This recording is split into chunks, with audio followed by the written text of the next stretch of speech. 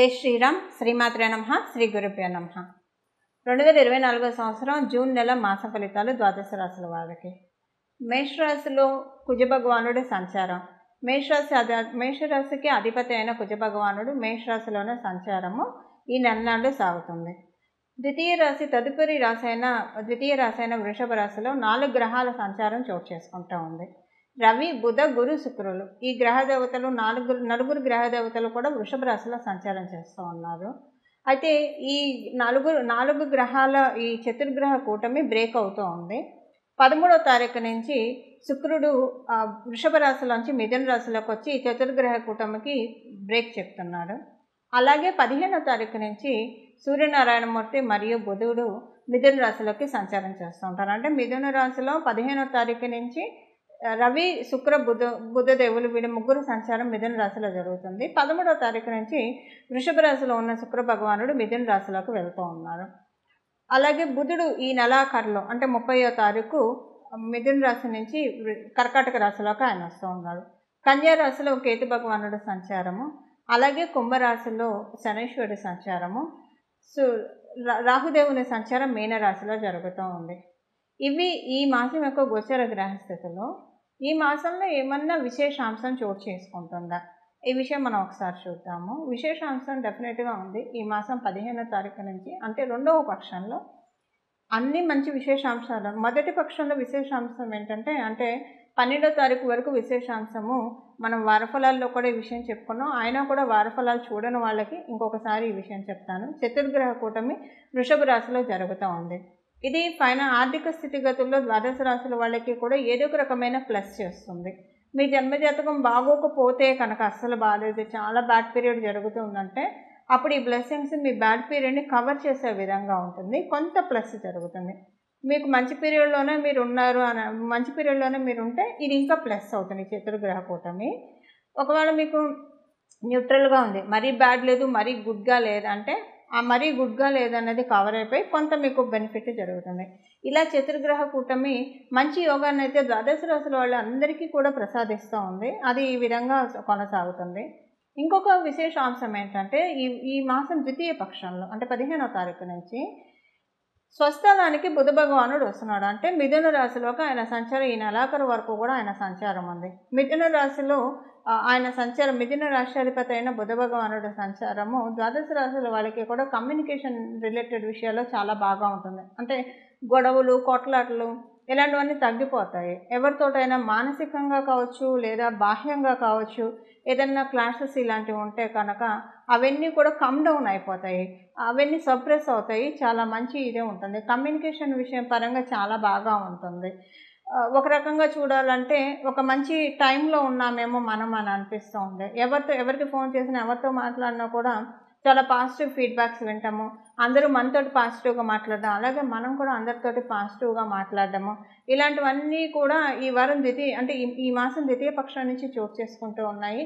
Starting నుంచి ఉన్నా కూడా ద్వితీయ పక్షం నుంచి అంటే 15వ తారీఖు నుంచి ఇది ఇంకా ఎక్కువ అవుతుంది అనమాట. అంటే చాలా బాగా అనిపిస్తుంది. ప్రత్యేకించి ట్రేడర్స్కి, వ్యాపారం చేసే వాళ్ళకి, ట్రేడర్స్ అంటే వ్యాపారం చేసే వాళ్ళందరికీ కూడా ఈ మాసం చాలా బ్లెస్సింగ్ అని చెప్పాలి. అలాగనే ఉద్యోగం చేసే వాళ్ళకి బ్లెస్సింగ్ కాదని కాదు. కాకపోతే ఇప్పుడు బుధుడు కనుక బుధుడు మిథున రాశిలోకి వెళుతూ బుధ భగవానుడు వ్యాపారస్తులందరికీ ప్లస్ చేస్తున్నారు. ఎవరైనా హాబీ రిలేటెడ్ ఫీల్డ్స్లో ఉంటే వాళ్ళకి కూడా బాగా ఉంటుంది. ఇప్పుడు కొంతమందికి పాట పాడటం ఒక హాబీగా ఉంటుంది, అదే వాళ్ళ ప్రొఫెషన్గా తీసుకుంటారు. సో వాళ్ళకి బాగుంటుంది. ఇలాగ వాళ్ళకి ఏ సబ్జెక్ట్ అయితే వాళ్ళకి ప్యాషనో అది ప్రొఫెషన్గా తీసుకున్న వాళ్ళందరికీ కూడా ఈ మాసం చాలా మంచి ఎక్స్ట్రీమ్ గుడ్ రిజల్ట్స్ చూస్తారు. అంటే ఎక్కడ ఎలాంటి ఇబ్బందులు లేని గ్రోత్, ఎక్కడ ఎలాంటి బ్యాడ్ ఎఫెక్ట్స్ లేని గ్రోత్, చాలా ప్లెయిన్ అండ్ ప్యూర్ గ్రోత్ చూస్తారు. అంటే జనరల్గా వ్యాపారం పెట్టుకున్న వాళ్ళందరికీ బాగుంటుంది.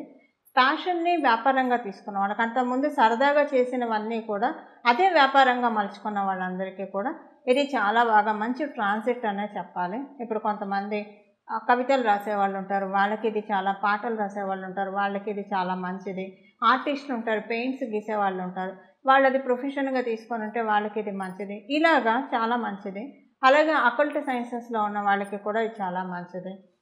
ఏదైనా స్పిరిచువల్గా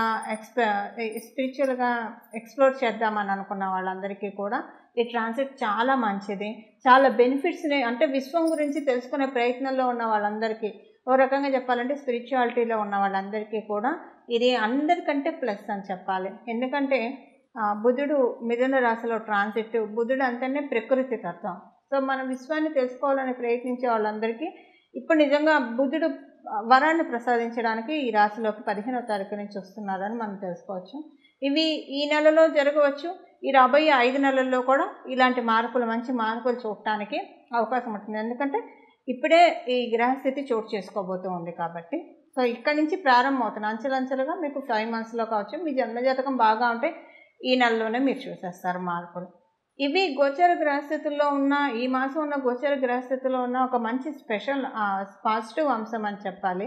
అందులోనూ కుజుడు మేషరాశిలో ఉండడము, కాలపురుషుడు కుండలిలో కుజుడు మేషరాశిలో ఉండడము ఇది కూడా చాలా మంచిది. అగ్నితత్వానికి కుజుడు అంటేనే అగ్నితత్వం, కుజదేవుడు.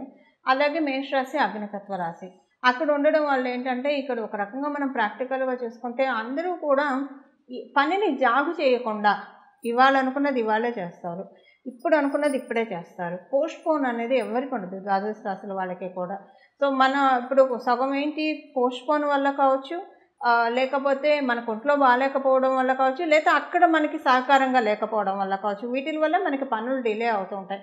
ఇలాంటివి ఏం లేకుండా ఏ గ్రౌండ్లో ఒకవేళ మనం ముందుకు వెళ్తున్నా అవతల సైడ్ నుంచి కూడా మనకి సుముఖత లేకపోతే ఆ పనులు పెండింగ్ వెళ్తాయి కదా. అలా వెళ్లకుండా ఈ మాసం యొక్క గోచర గ్రహస్థితులు అందరినీ దీవిస్తూ ఉన్నాయి పనులన్నీ త్వరితగతిన అవ్వడానికి. ఒకవేళ మీరేమన్నా పనులు పెండింగ్లో పెట్టుకొని ఉంటే కనుక ఆ పనులన్నీ కూడా మీకు తెలియకుండానే వేగవంతంగా చేస్తారు. ఇవి ఈ మాసం యొక్క గోచర గ్రహస్థితుల ఫలితాలు. ఇప్పుడు ద్వాదశ రాశుల వాళ్ళకి ఎలాంటి ఫలితాలు ఉంటాయి అన్న విషయాన్ని మనం చూద్దాం. ధనుసు రాశిలో పుట్టిన వాళ్ళకి, ప్రత్యేకించి వివాహ ప్రయత్నాలు చేయాలనుకున్న వాళ్ళకి చాలా బాగా ఉంది. మీ స్పౌస్, ఒకవేళ మీరు మగవాళ్ళు అయితే మీ శ్రీమతి గారికి బాగుంటుంది. వారు ఒకవేళ వర్కింగ్ ఏదైనా ఉంటే కనుక మనకి అనుకూలతలు చూస్తారు. మీరు ఆడవాళ్ళు అయితే మీ శ్రీవారికి చాలా బాగా ఉంటుంది. వర్క్ ప్లేస్లో వారికి కొన్ని అనుకూలతలు చోటు చేసుకుంటాయి. అలాగే మీరు బిజినెస్ చేస్తూ ఉంటే కనుక మీకు చేసే బిజినెస్లో చాలా బాగా ఉంటుంది.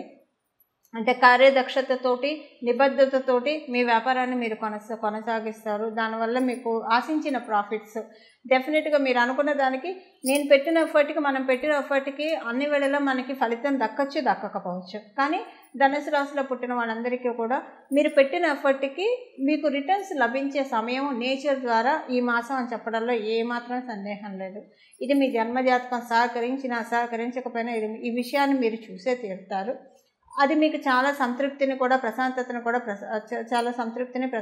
కూడా ఇస్తుంది. ఇదే విషయం మీ లైఫ్ పార్ట్నర్కి కూడా వర్తిస్తుంది. అలాగే వివాహ ప్రయత్నాలు చేయాలనుకున్న వాళ్ళకి అనుకూలంగా ఉంది.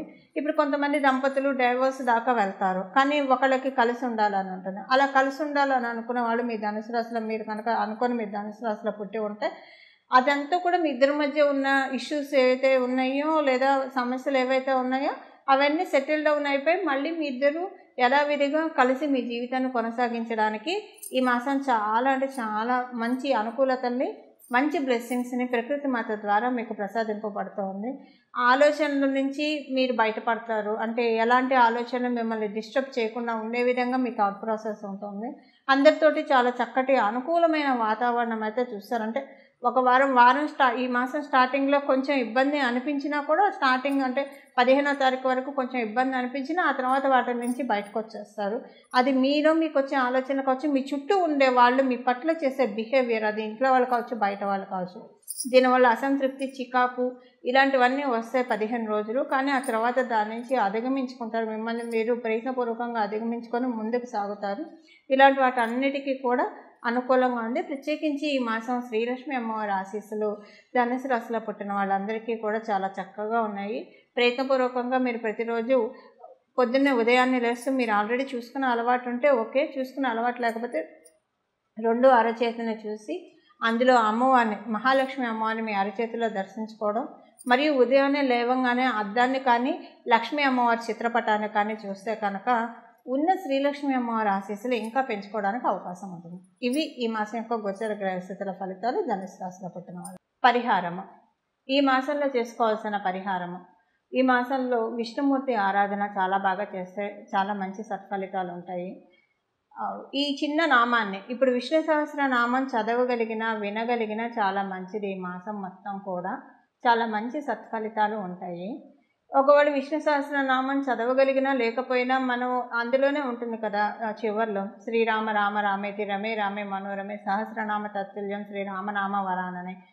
అలాగా శ్రీరామ రామ రామ శ్రీరామ రామ రామ శ్రీరామ రామ రామ అన్న ఈ నామాన్ని అనునిత్యం జపిస్తూ ఉండడము, అలాగే జపిస్తూనే ఉండడం, ఏ పని చేస్తున్నా ఈ నామాన్ని జపించడము. అలాగే ఇంకొకటి లక్ష్మీనారాయణ ఇద్దరిని కలిపి పూజించడము. అంటే శుక్రుడు కూడా మిథున రాశిలోకి వస్తూ ఉన్నాడు కాబట్టి తర్వాత బుధుడు జాయిన్ అవుతాడు. లక్ష్మీనారాయణ యోగం ద్వాదశ రాశుల వాళ్ళకి కూడా ఉంది.